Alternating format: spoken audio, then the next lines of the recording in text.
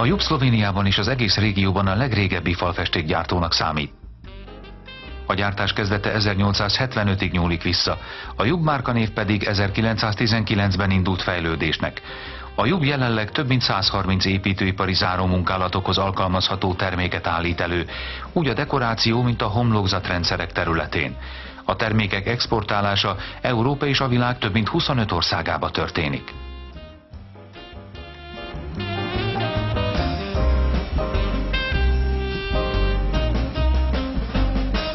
Mielőtt hozzáfogunk a homlokzat kivitelezéséhez, jó, ha kikérjük a Jubb műszaki szakemberének tanácsát, akitől fontos műszaki információkat szerezhetünk a homlokzatrendszerről, illetve az egyes épületek színárnyalatai kiválasztásában is javaslatot tudnak adni.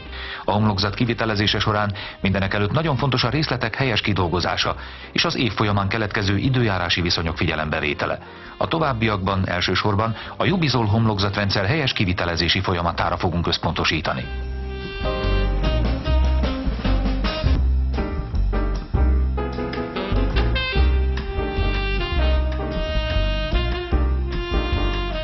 Mielőtt nekilátnánk a homlokzati munkáknak, a falfelületeket megfelelően elő kell készíteni. Az épület belsejében már be kell fejezni a beltéri fal- és mennyezeti felületek vakolását, a cementjáró felületeket, a homlokzatokra tervezett szerelvények és világítótestek rögzítésére szánt elemek, tetők és egyebek beépítését és szerelését. Távolítsuk el az ablakokról a purhabot, köműves kalapáccsal tegyük egyenletessé az épület betonozott felületeiből kiálló részeket és az építőelemek érintkezési pontjainál lévő felesleges habarcsot. Óvatosan vágjuk le az épület beásott részének hőszigetelését, miközben különösen vigyázzunk, nehogy megsértsük az épület vízszigetelését. A szakember által számunkra elkészített színtanulmány kiindulópontot jelenthet a homlokzati munkák megkezdéséhez. Mindenekelőtt nagyon fontos, hogy a homlokzat lábazatának vonalát megfelelő magasságban húzzuk meg, hogy a talajról felverődő csapadékvíz ne szennyezze be a dekorációs vakolatot. Legalább 40 cm magas lábazatot javaslunk. Amikor már meghatároztuk a lábazat kezdeti magasságát, a szintezés módszerével vezessük át az épület sarkaira. A lábazat vonalának beállítását végezhetjük lézeres szintezővel, a lábazat vonalának bejelölését pedig jelölőzsinórral. Abban az esetben, ha a vízszigetelés túlnyúlik a járószinten, átér a lábazati részre, a vízszigetelést megfelelően el kell készíteni. A bitumenes felületet enyhén felmelegítjük és beszórjuk száraz finomhomokkal vagy kvarchomokkal, úgy, hogy a bitumenes alapon olyan ásványrészecskéket kapjunk, amelyekre rá tud tapadni a cementragasztó. Az épület földbeásott részeinek szigetelésére extrudált polisztirol lemezeket használjunk, melyeket ajánlunk a lábazat szigetelésére is. A hőszigetelésnek legalább 40 cm-rel a lábazat alá kell érnie, illetve a talajszint alá, hogy megakadályozzuk a hőhíd keletkezését.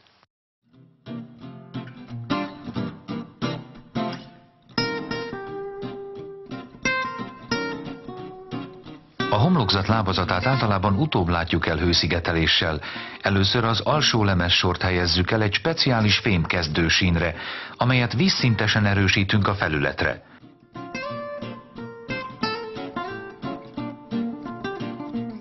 A sarkokban a kezdősín speciálisan kidolgozott formáinak alkalmazását javasoljuk, melyet a többi részhez speciális PVC betéttel rögzítünk.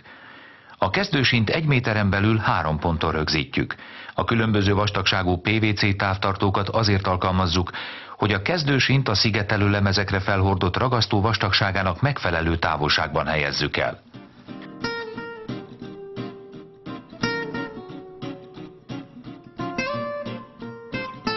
Abban az esetben, ha a fal nem teljesen függőleges, a kezdősín faltól történő megfelelő mértékű elmozdításával biztosíthatjuk a homlokzatsík függőlegességét. A lemezek falra történő felragasztását követően a ragasztó maximális vastagsága 20 mm lehet. A ragasztási szakaszt követően a ragasztó vastagságának legalább 5 mm-nek kell lennie. A kezdősín formájának köszönhetően lehetővé teszi a csapadékvíz homlokzatról történő elvezetését, így megakadályozza a homlokzat lábazatán keletkező káros nedvesedést.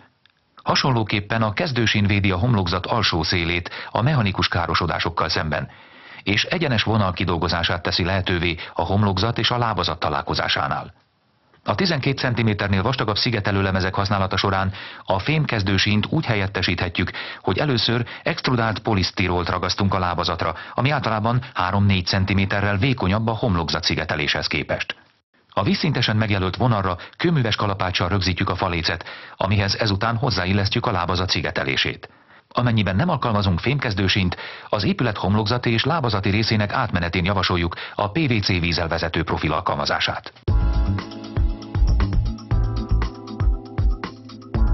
A szigetelőlemezek fém alaplécre történő ragasztása előtt jó, ha a felületeket kimérjük, és nagy vonalakban átgondoljuk a munkasémáját. Így biztosíthatjuk a részletek megfelelő kivitelezését, az optimális idő- és anyagfelhasználást. A legfontosabb pedig az, hogy a szigetelőlemezek illeszkedési pontjai ne az ablakok sarkaiban legyenek. Az animációs bemutatóból láthatjuk, hogy megfelelően átgondolva a lemezeket mindig el tudjuk helyezni úgy, ahogy azt a szigetelőlemezek helyes felrakásának szabályai diktálják.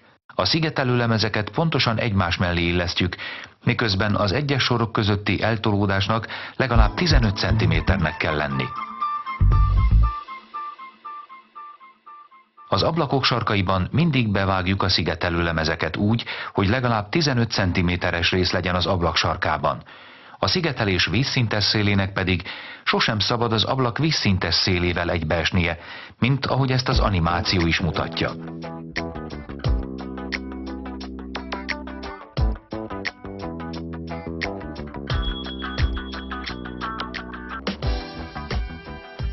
A felületnek, amire a szigetelőlemezeket ragasztjuk, simának kell lennie, és nem lehet nedves vagy szennyezett. A felület egyenletességének a tűréshatárok között kell lennie, ami azt jelenti, hogy 4 méteres falhosszúságon belül nem lehet 1 cm-nél nagyobb kitüremkedés vagy bemélyedés. A fal egyenességét a legegyszerűbben alumínium léccel és függőonnal tudjuk leellenőrizni. Nagyobb épületek esetén az egyenességet kőműves zsinórral ellenőrizhetjük, amelyet a munkafelület legszélső részeire ragasztandó szigetelőlemezek közé feszítünk ki. A zsinór és a felület közötti távolság mérésével, amelyet a megfelelő rasterhálóban végzünk, a homlokzat kivitelezése előtt meg tudjuk határozni a felület helyzetét. Amennyiben a falakon helyenként kitüremkedések találhatók, az egyenetlenségeket jó minőségű mészcement vakolattal egyenlítsük ki, azonban a kiegyenlítést soha ne végezzük homlokzatragasztóval. A szigetelések felületre történő ragasztásakor ki kell hagyni a közvetlen napsugárzásnak kitett felületeket, tartósan magas hőmérséklet esetén pedig a felületet vízpermettel kell nedvesíteni.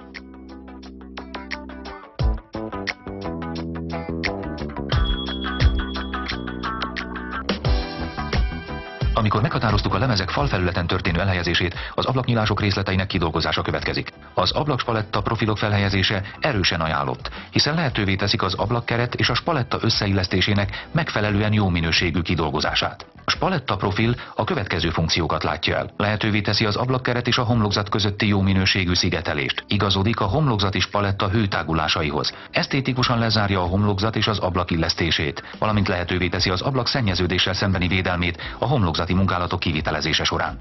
A spaletta profilt mindig az ablakkeretre kell helyezni, attól függetlenül, hogy az ablak a fal külső síkjában, vagy inkább a fal közepe felé helyezkedik el. Amikor a spaletta profil beépítése megtörtént, elkezdhetjük a szigetelőlemezek felragasztását a homlokzat felületre. A felvételen egy olyan esetet láthatunk, amikor az ablak a fal külső síkjában helyezkedik el. Amennyiben az ablak a fal közepe felé helyezkedik el, először a spaletták szigetelését helyezzük el, és csak ezután végezzük a szigetelés többi részét. A lemezek felragasztása előtt ezeket folyamatosan méretre vágjuk, amivel a szigetelőlemezek felhelyezése során a lehető legnagyobb pontoságot tudjuk elérni. Ha hagyományos módon kézifűrésszel végezzük a vágást, akkor számíthatunk arra, hogy a lemezek illeszkedése nem lesz pontos, és több időt is vesz igénybe.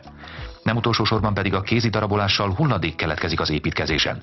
Ezért javasoljuk a lemezek izzószálas vágógéppel történő feldarabolását. A lemezeket többféle szögben vághatjuk, vagy különböző kivágásokat is készíthetünk, mint például a betonoszlop kerekformái és ehhez hasonlók.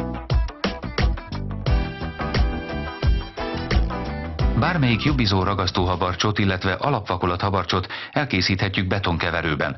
Legtöbbször azonban elektromos keverővel keverjük ki egy megfelelően nagyméretű műanyag edényben. A ragasztó elkészítésére szolgáló edénybe beleöntünk körülbelül 20% vizet, a száraz keverék mennyiségétől függően. Ezután a por alakú ragasztót beleszórjuk a kimért vízmennyiségbe, jól összekeverjük, majd 5-10 percig állni hagyjuk, hogy az anyag megduzzadjon. A habarcskeveréket ezután ismét alaposan megkeverjük, és amennyiben szükséges, még adunk hozzá vizet vagy por alakú ragasztót. Javasoljuk a dupla keverő használatát, amely lehetővé teszi az anyag átforgatását az edény aljáról a teteje felé úgy, hogy minél kevesebb levegő kerüljön az anyagba. A ragasztóanyagot egyoldalasan hordjuk fel a lemezek hátoldalára, mégpedig rozsdamentes festőspaklival a lemezek széle mentén folyamatos sávokban, és középen további 4-6 helyen pontszerűen vagy 2-3 sávban középen. A felvitt ragasztó mennyisége akkora legyen, hogy a lemez felületre történő felhelyezésekor annak legalább 40%-án terüljön szét. Az expandált polisztirol vagy extrudált polisztirol szigetelőlemezek esetlegesen szükséges további rögzítését a ragasztást követően 2-3 nappal végezzük, amikor a ragasztó már teljesen megkötött. Az ideálisan sima felületekre történő ragasztás során fogazott, rozsdamentes acélsimítót is használhatunk, a teljes felületen eloszlatva, ahol a fogazás szélessége és mélysége 8-10 mm. Ásványi gyapotlamellák alkalmazásakor a ragasztóanyagot csak egy oldalon visszük fel, fogazott rozsdamentes acélsimítóval, egyenletesen a teljes felület mentén. Az első szakaszban pedig a ragasztót először jól beledolgozzuk a lamella teljes felületén. Az ásványi gyapotlemezeket az EPS lemezekhez hasonlóan ragasztjuk, azzal a különbséggel, hogy a ragasztónak a szigetelőlemez széleire és közepére történő felhordása előtt a felületre felviszünk egy vékony ragasztó réteget, amelyet jól beledolgozunk a felületbe. Az ásványi gyapotlemezeket már a ragasztási szakaszban rögzítjük a falfelülethez 4, 2 vagy 3 részes műanyag hasadótiplivel. A ragasztó gépi felhordásának előnye elsősorban magában a felhordás gyorsaságában rejlik, mivel a keveréket nem kell kézzel kevergetni. Az anyagot felsőbb szintekre is továbbíthatjuk, a ragasztókeverék pedig az automatikus vízadagolás miatt teljesen homogén. Ha tehát helyesen végezzük a ragasztást, ahol a ragasztót pontszerűen visszük fel a lemez közepére, csak úgy, mint a lemez széleire, már magánál a ragasztásnál is kevesebb problémánk lesz, hiszen a lemezszélek mentén történő felhordás miatt úgynevezett vákuumhatás jön létre, ahol a lemez a felületre történő nyomáskor megmarad az elsődleges helyzetében, és nem csúszik el. A ragasztót azért is hordjuk fel a lemez szélein, hogy a lemez mögött ne legyen légáramlás, és ezzel megakadályozzuk a hőszigetelő képesség esetleges csökkenését. A ragasztónak a lemez közepére történő felhordása pedig megakadályozza, hogy a hőmérsékleti igénybevétel nyomán bármilyen deformáció keletkezzen. Ezt a következő animációkon mutatjuk be. Abban az esetben, ha a ragasztóhabarcsot csak a lemez szélein visszük fel, nagy a veszélye annak, hogy a hőmérsékleti hatások miatt deformálódik a homlokzatfelület, illetve felhólyagoznak a lemezek. Az ilyen jellegű hiba hosszabb távon a szigetelő lemezek homlokzatról történő lepotyogását is eredményezheti. Helytelen az a ragasztási mód is, ha a szigetelő lemezre csak pontokban visszük fel a ragasztót. Ebben az esetben is a hőmérsékleti igénybevétel látható deformációkat okozhat a felületen, illetve komoly károkat okozhat a homlokzaton.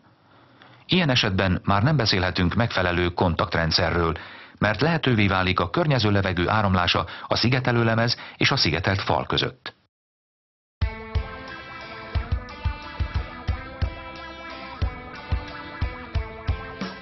Ha már egyszer felhordtuk a ragasztót a szigetelőlemezre, azt rögtön ragasszuk fel a felületre. Ha a lemez felületre történő felragasztását sokáig halogatjuk, a felhordott ragasztó felületén cementfilm keletkezhet. Az UV-sugárzástól megsárgult EPS szigetelő lemezekre nem viszünk fel ragasztót. Ezeket újból le kell csiszolni, és csak ezután folytathatjuk a ragasztó felhordását. A szigetelő lemezeket a téglakötés szabályai szerint ragasztjuk szorosan egymás mellé, de úgy, hogy a ragasztó ne kerüljön bele az illesztési résekbe, miközben a szigetelő lemezek függőleges szélei közötti eltolódás legyen legalább 15 cm. Az esetleges repedéseket töltsük ki hőszigetelő darabkákkal vagy szigetelőhabbal. Szenteljünk külön figyelmet a szigetelő lemezek ajtó- és ablaknyílások sarkain történő helyes elhelyezésére. A burkolat külső felületének egyenletességét ragasztás közben folyamatosan ellenőrizzük egy megfelelő hosszúságú léccel. Az elhelyezett lemezeket 1-2 napig hagyjuk pihenni, mielőtt folytatnánk a további homlokzati munkákat. A téglakötés szabályait a sarkokon is tartsuk be, ahol a lemezek legalább néhány centiméterrel érjenek túl a szomszédos falfelület burkolatának külső felületén. A sarkokban pedig készítsünk úgynevezett keresztkötést. A lemezek túlnyúló részét a sarkokon egyenesen levágjuk, de csak a ragasztást követően 2-3 nap elteltével.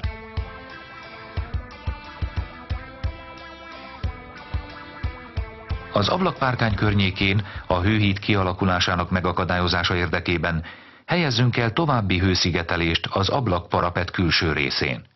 A felvételen láthatunk egy példát helytelen ablakpárkány beépítésre, amely közvetlenül a parapetfalra van helyezve. Az így beépített kőpárkány hőhidat képez. Ha figyelembe vesszük, hogy az épületen több ilyen hőhíd is van, ez jelentős hőveszteséget jelenthet. Ezért az ajtók és ablakok körüli részletek helyes kidolgozása nagyon fontos.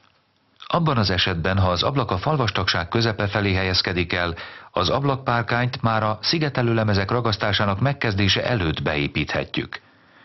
Az ablakpárkányt a lehető legpontosabban építsük be, ahol a párkány mélysége legalább akkora legyen, hogy a párkány külső széle 2-3 cm-rel érjen túl a homlokzat felületen.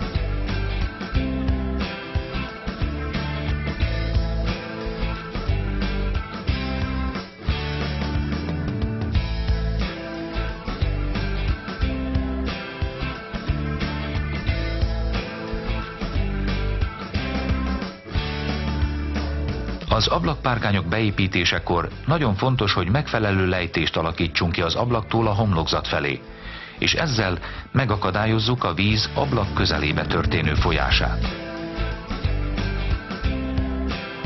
A kiegészítő hőszigetelés és az ablakpárkány érintkezési pontját a végén töltsük ki jó minőségű habbal, hogy így megakadályozzuk a hőhíd keletkezését az ablaknál.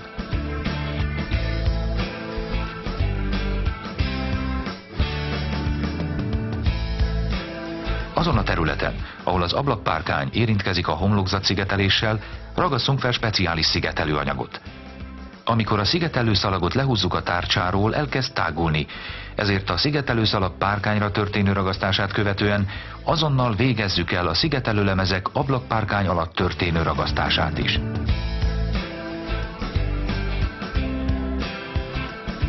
Ha az ablakra rá van szerelve a roletta, vagy a külső árnyékoló sínje, az ablakspaletta, illetve a homlokzat és a roletta sínje közötti érintkezési pontot speciális PVC-s paletta profillal alakítsuk ki. Ugyanígy ezt a profilt alkalmazzuk a spaletta és az ablakpárkány vége között, vagy a külső redőny dobozával való érintkezési pontokon.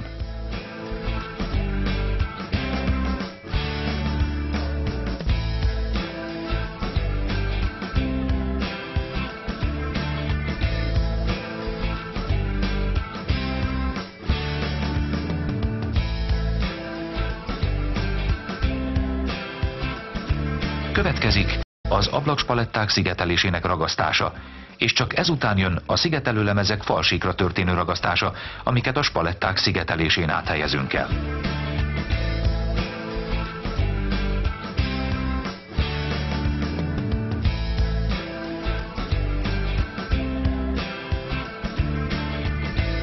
A szigetelőlemezek vízszintes felületekre történő további rögzítését, mint például a mennyezetek, erkélyek, alsó része és hasonlók, speciális betonhoz való rögzítőelemek segítségével végezhetjük. A munka így gyorsabban folyik, és nem áll fenn a veszélye a szigetelőlemezek szél vagy egyéb igénybevétel miatt történő utólagos leválásának. Ha nem alkalmazunk további rögzítést, jó, ha a szigetelőlemezeket megtámasztjuk legalább a ragasztó száradásának első 2 órájában.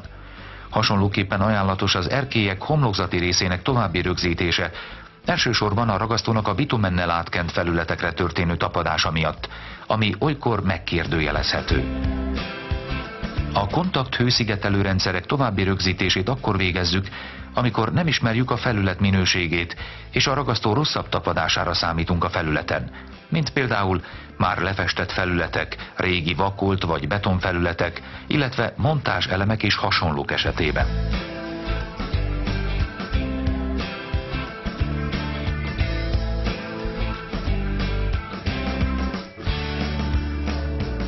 A további rögzítés lényege elsősorban a szél okozta terheléssel szembeni védelem, amikor a magasabb épületeken alacsonyabb nyomás keletkezik, ami miatt a homlokzat leszakadhat a falfelületről.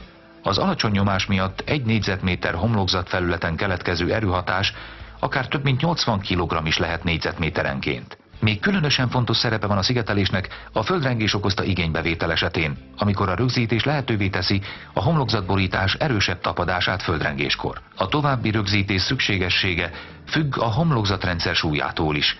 ahol az ásványi gyapott lemezek ragasztása esetén ideiglenes montázsrögzítést alkalmazunk, amíg a ragasztó meg nem köt olyan mértékben, hogy elbírja a homlokzati szigetelő lemezek súlyát. Az EPS lemezek ragasztásakor akkor alkalmazunk további rögzítést, ha az épület magassága meghaladja a 8 métert.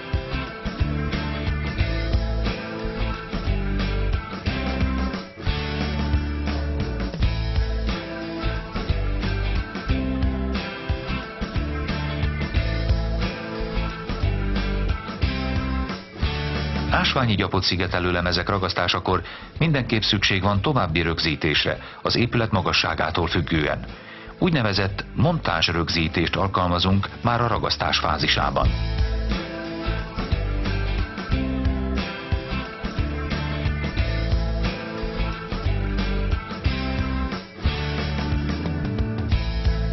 Az ásványi gyapott szigetelő lamellák rögzítését minden szint magasságában elvégezzük, bizonyos esetben pedig minden 5. lamella sort is rögzítünk. A további rögzítés során figyelembe vesszük a hazai műszaki előírásokat és egyeztetünk a tervezővel, illetve a jobb szakemberével. A rögzítő elemek szerelését csak akkor végezzük, ha a ragasztó megszáradt. Ez azt jelenti, hogy a szigetelő lemezek ragasztását követően 2-3 nappal. A további rögzítéshez 6-8 dübelre van szükségünk, amelyet 1 négyzetméternyi felületen osztunk el. A rögzítés történhet úgy is, hogy egy dübelt elhelyezünk a lemez közepén, és a szigetelő lemezek minden érintkezési pontjainál is elhelyezünk egyet-egyet. A rögzítést végezhetjük úgy is, hogy minden lemezre elhelyezünk 3 dübelt, ahol a dübel és a lemez széle távolságának legalább 3 cm-nek kell lennie. Az épület sarkain megnöveljük a dübelek számát, itt négyzetméterenként legalább 8 dübelt használunk. A rögzítést általában műanyag dübelekkel végezzük. Elsősorban a magasabb épületeken használunk acéldübeleket is, amelyeket megfelelően kialakított műanyag elemekkel kombinálunk, ahol az EPS lemezek és az ásványi gyapott lemezek esetén a dübel fejének átmérője minimum 60 mm. Az ásványi gyapott lamellák rögzítésére használt dübelek fejének átmérője minimum 140 mm. Az ásványi gyapott lemezeket először átlyukasztjuk ütőmozdulat nélkül, illetve csak átszúrjuk a fúró fejforgása nélkül. A fúrási mélységet 20 mm-rel megnöveljük a dübel hosszúságára való tekintettel. A szerelést követően minden egyes dübelt ellenőrzünk kézzel, hogy meggyőződjünk arról, sikerült a rögzítés. Javasoljuk a mélyített dübelek alkalmazását, ami során a furatokat szigetelő darabokkal utóbb letakarjuk. Így módon a dübelek helyén megakadályozzuk a helyi hőveszteségek keletkezését.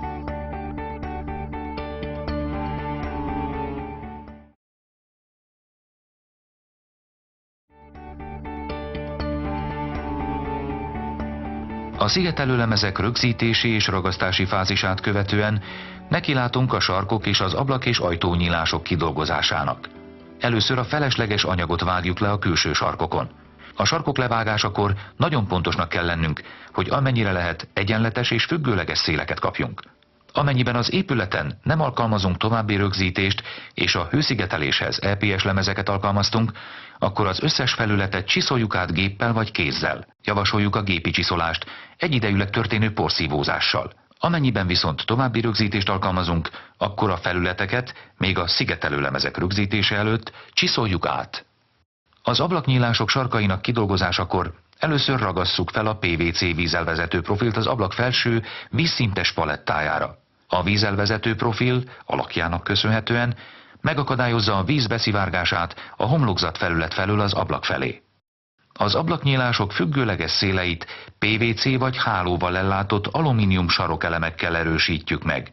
Először az egész felületen, ahová felragasztjuk a sarokelemet, felhordjuk a ragasztóhabarcsot, és csak ezután nyomjuk bele a sarokelemet, és süllyesztjük bele az üvegszövet hálót.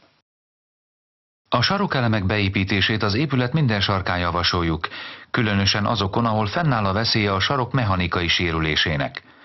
A sarokelemek használatakor pontosan ki kell dolgozni a széleket, mert ez nagyon fontos a végeredmény szempontjából. A homlokzatnyílások összes sarkát és a különböző szerelvény, illetve egyéb szekrények beépítésére szolgáló nyílások sarkait átlósan erősítjük 30x50 cm, illetve 50x50 cm nagyságú Jubizol üvegszövet hálódarabokkal.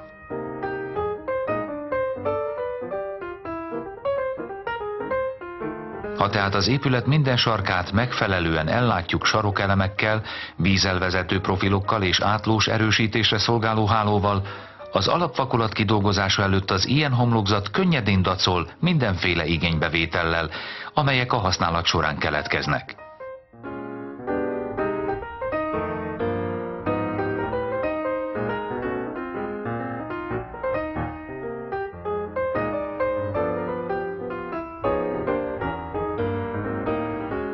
Mielőtt megkezdjük az alapvakolat felhordását, az épületet alaposan védjük takarással. A takarás védelmet nyújt az épület számára a széllel, csapadékkal és a közvetlen napsugárzással szemben, valamint a felületek megnövekedett hőmérsékletével szemben, amire a homlokzati anyagokat hordjuk fel. Az alapvakolatot a szigetelőlemezek ragasztását, illetve a sarokelemek beépítését követően 2-3 nap elteltével visszük fel. A habarcskeveréket kézzel hordjuk fel egy fogazott acélsimítóval. Nagyon fontos, hogy a ragasztóhabarcs felhordását a teljes felületen végezzük, ahova majd az üvegszövethálót helyezzük, de semmiképp sem szabad a ragasztóhabarcsot az üvegszövethálón túl felhordani. A hálót belenyomjuk a frissen felhordott ragasztóhabarcs rétegbe először a tetején, ahol pontszerű rögzítést alkalmazunk. Ezután függőleges vonal mentén fixáljuk, pontosan középen, és még a függőleges vonalhoz képest vízszintesen balra és jobbra felerősítjük. Ezzel a módszerrel elsősorban az üvegszövetháló összegyűrődését tudjuk elkerülni. A hálónak a friss ragasztóhabarcsba történő helyezése után már nem szabad látszania a felületen. Amennyire lehet, az alapvakolatot készítsük folyamatosan. Itt nagyon fontos az elegendő létszámú munkás, illetve hogy minden szintre jusson egy-egy. Az üvegszövethálót mindig a felső szintről az alsók felé eresztjük le. A hálók közötti függőleges áthajtásoknak minimum 10 cm-esnek kell lenniük.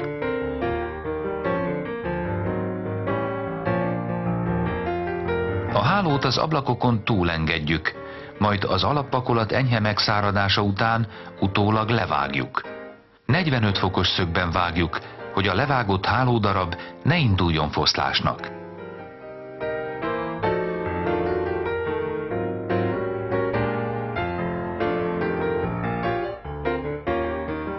A habarcskeverék felhordását végezhetjük gépi szórással is, amit általában nagyobb épületeken alkalmazunk.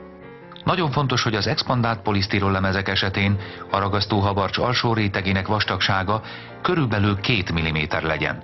Az ásványi gyapott lemez alapvakolatának kidolgozásakor pedig 3-4 mm legyen. Az erősítő hálót úgy kell elhelyezni a megerősítő réteg felső harmadában, hogy a ragasztóhabarccsal kombinálva kibírja a homlokzat felületen keletkező hőmérsékleti terheléseket. A ragasztóhabarcs első rétegének felhordása és az üvegszövetháló besüllyesztése után 1 nappal 1 mm vastagságban felvisszük még az alapvakolat felső rétegét. Ásványi gyapott burkolat esetén maximum 2 mm-t is lehet. Ezzel az EPS lemezek esetén a megerősítő réteg együttes vastagsága 3 mm, kőzetgyapott vagy lamella esetén pedig 5 mm. Ezután következik az alapvakolat száradása, mely normál körülmények között 3-7 nap, ami körülbelül 1 mm naponta. Az őszi vagy téli időszakban előfordulhat az a probléma, hogy éjszaka a hőmérséklet 0 fok alá csökken, ami nem kedvez a cement kötőanyag megkötésének. Ezért is ajánlott a takaróháló használata az épületen.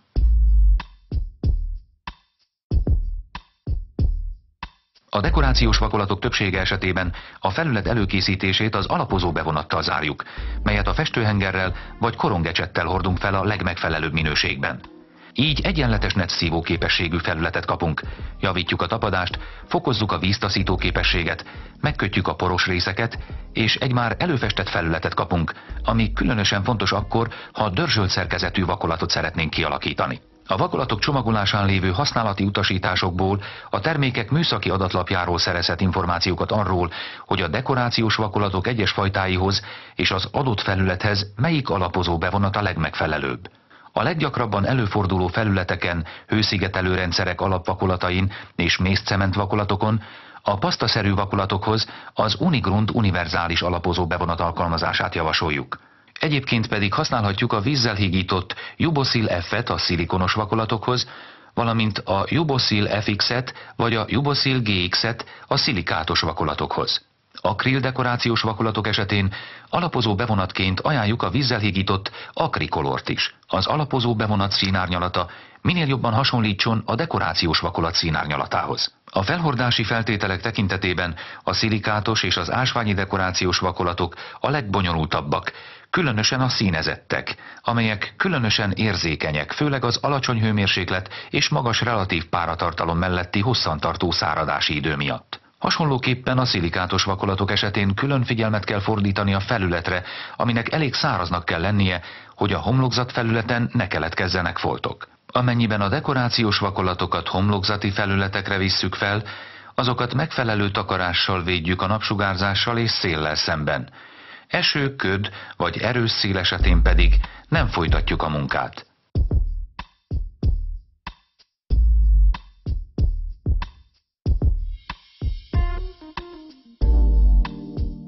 A felvételen láthatjuk, hogy magának a felületnek a színe milyen hatással van a felület hőmérsékletére, illetve hogy a megmunkált felület ki van-e téve napsugárzásnak vagy árnyékban van, illetve védve van-e védőtakarással.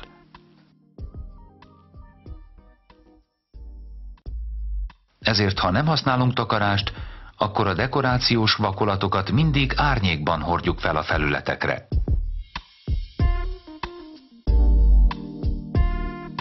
A dekorációs vakolatok nagy kiterjedésű, főleg magas felületekre történő felhordása bonyolult munka, melyet lényegesen egyszerűbbé tehetünk a felület kisebb részekre történő felosztásával. Így a homlokzat felület sávok segítségével történő felosztása lehetővé teszi a homlokzat egyes részeinek egymástól függetlenül történő kivitelezését. A homlokzat felületeket vájatokkal, habarcsszegélyekkel, díszítőkoszorúkkal és díszlécekkel választhatjuk el, amivel az egyes szintmagasságokban elkerülhetjük a vakolatok sokszor nem épp esztétikus átmenetét.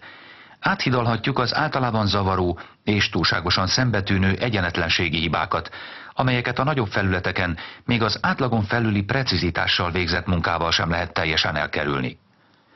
Az elsimított sávok vagy díszlécek és szegélyek gyakran jelentenek segítséget a sarok és paletta szegélyek kidolgozásánál, vagy a sarkok megmunkálásánál. Különösen akkor, ha a felületet nagyon durva szerkezetű vakolatokkal látjuk el, melyek esetén az éles sarkok kialakítása technikailag szinte lehetetlen, vagy pedig ezekhez a részekhez, a vakolat megmunkálásához és a szerkezetének kialakításához használt eszközökkel nem tudunk hozzáférni.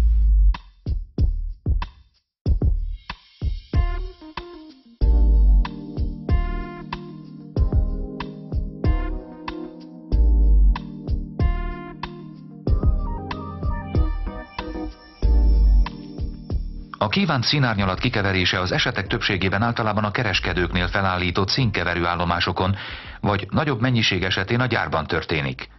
A Jumix színkeverő állomások előnye Európa szerte főleg a színező vakolatok gyors szállításának rugalmasságában és a színárnyalatok rendkívül széles választékában rejlik, ami lehetővé teszi a jobb színkártya szerinti színek kikeverését, és ugyanúgy más színkártyák szerinti színeket is, gyakorlatilag a vevő kívánsága szerint. Természetesen az egyes vakolatok kötőanyagai által meghatározott korlátok között.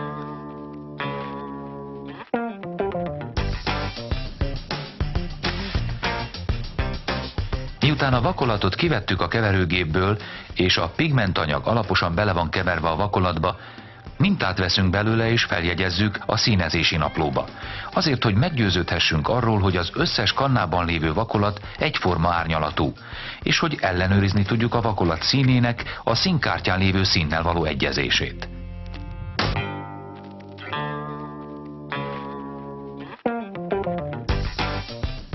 Abban az esetben, ha a záróréteghez egynél több kannavakolat szükséges, ezt megfelelő módon kiegyenlítjük. A habarcskeveréket használat előtt alaposan átkeverjük egy elektromos keverővel. Amennyiben szükséges, de csak kivételes esetben a csomagoláson feltüntetett utasításoknak megfelelően higíthatjuk. A szilikátosokat a Jubosil GX szilikátos alapozó bevonattal, az akrilt és a szilikonost pedig vízzel.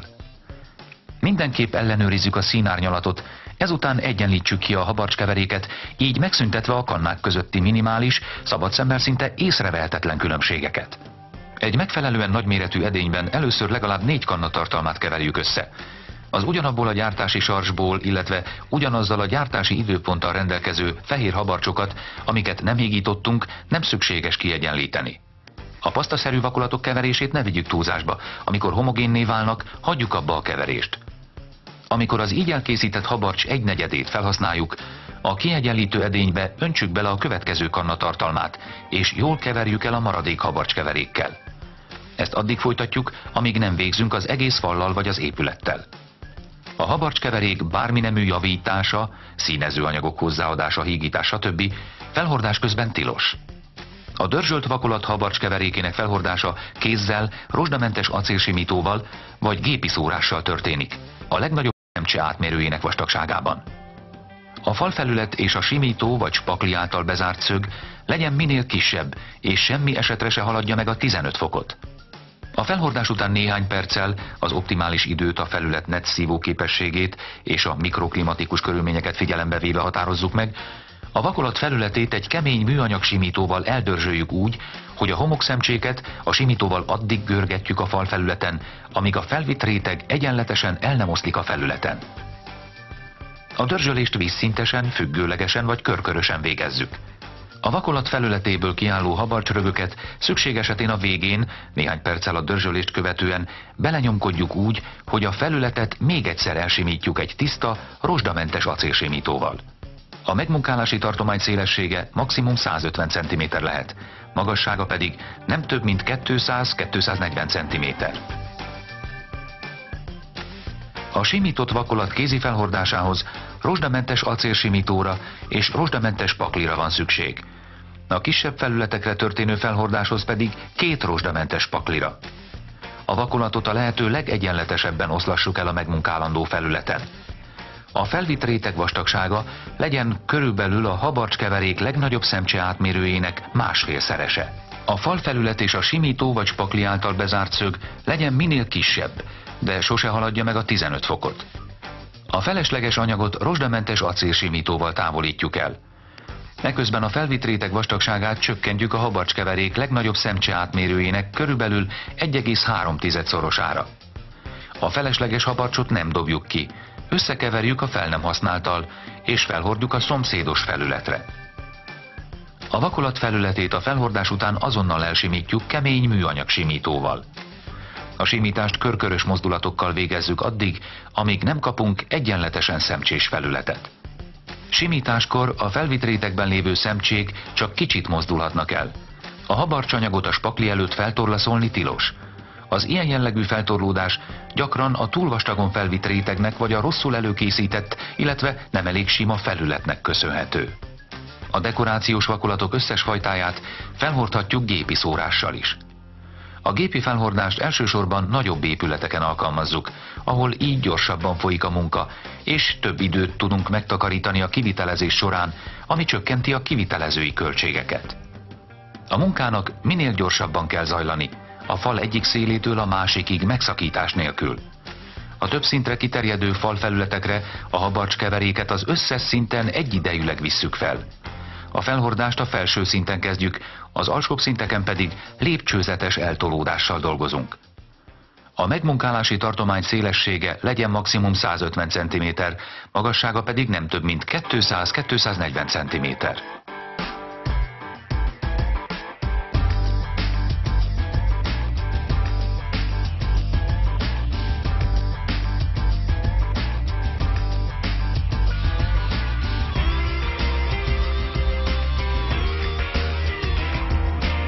A dekorációs vakolatok homlokzatfelületekre történő felhordása során mindig tartsuk be a szabályt, hogy a felhordást a magasabb felületeken kezdjük, hogy ne szennyezzük be az alsó munkatartományban lévő vakolatot. Ugyanígy először mindig alakítsuk ki az ablaknyílások spaletta felületeit, és csak ezután dolgozzuk ki a nagyobb homlokzatfelületet.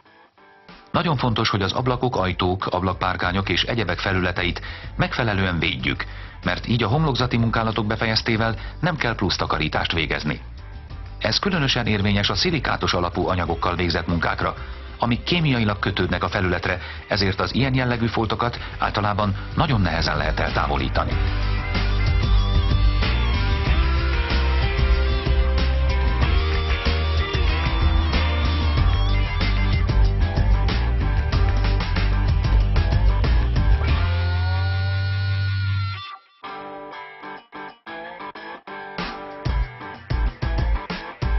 homlokzat lábazatának kivitelezéséhez használhatjuk a kulírplasztot.